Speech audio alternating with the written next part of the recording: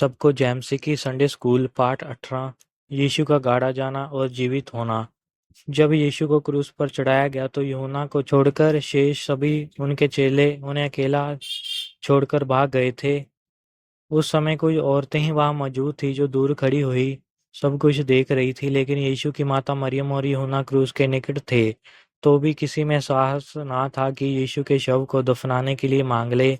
वहीं एक व्यक्ति था जो अरिमत्या के यूसुफ के नाम से जाना जाता था। वह भला और आदरणीय पुरुष था। वह यहूदियों की महासभा का सम्मानित सदस्य था। वह यीशु का एक गुप्त चेला भी था। पास ही में एक सुंदर बगीचे में उसकी नई कब्र थी। उसने साहस किया और पिलातुस के पास जाकर, जो उस समय गवर्नर था, यीशु का शव उठा ले जाने की अनुमति मांगी ताकि शव को दफन किया जा सके।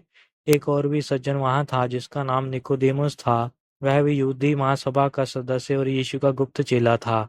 उसने यीशु के शव पर सुगंधित दवा व मसाले लगाने में यूसुफ की सहायता की। उन दोनों ने यीशु के शव को नई कब्र में, जो यूसुफ की थी, दफन कर दिया। वह कब्र चट्टान खोदकर बनाई गई थी। शव को कब्र में रखने के बाद एक बड़ा पत्थर कब्र के द्वार पर लुढ़का दिया गया। मरियम मगदलीनी, क्लियोपास की पत्नी मरियम और अन्य कुछ स्त्रियां यह सब कुछ देख रही थी कि यीशु का शव कहाँ रखा गया है। वह भी अगले दिन यीशु के शव पर सुगंधित दवा लगाना चाहती थी, लेकिन क्योंकि सबत का दिन अगले ही दिन था, इसलिए तीसरे दिन उन्होंने कब्र पर आने का विचार किया। तीसरे दिन बड़े तड़के वह उठी और कब्र की तरफ चली ताकि यीशु के शव पर सुगंधित दवा लगा सके। वह वह स्थान देख चुकी थी जहां यीशु के शव को रखा गया था। उन्होंने यह भी देखा कि एक बड़ा पत्थर कब्र के द्वार पर लुढ़का दिया गया है। कब्र की ओर आते हुए वह मार्ग में बातें कर रही थी कि कौन हमारे लिए कब्र के द्वार से पत्थर हटाएगा। लेकिन जब वह कब्र पर पहुंची तो देखा कि पत्थर बहुत बड़ा होने पर भी दूर लुढ़का हुआ है। तब वह कब्र में अंदर गई और यीशु के शव को ना पाया।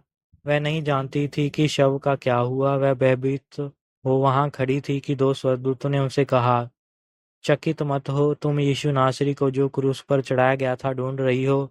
वह जी उठा है, यहाँ नहीं है। देखो, यही वह स्थान है जहाँ उन्होंने उसे रखा था।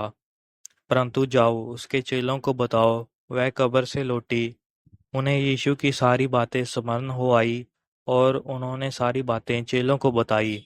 उदाहरण मत्ती 27 का 57 से काट, मरकुस 15 का 42, 16 का 11, लूका 23 का 50, 24 का 12, यूहन्ना 19 का 38। याद करने के लिए पद इब्रानियां 9 की 28। मसीह भी बहुतों के पापों को उठाने के लिए एक बार बलिदान होकर दूसरी बार प्रकट होगा। पाप उठाने के लिए नहीं, परंतु उनके उद्धार के लिए जो उत्सुकता से उसके आने की प्रतीक्षा करते हैं। परमेश्वर इन वचनों के द्वारा सबको आशीष दे। आमीन।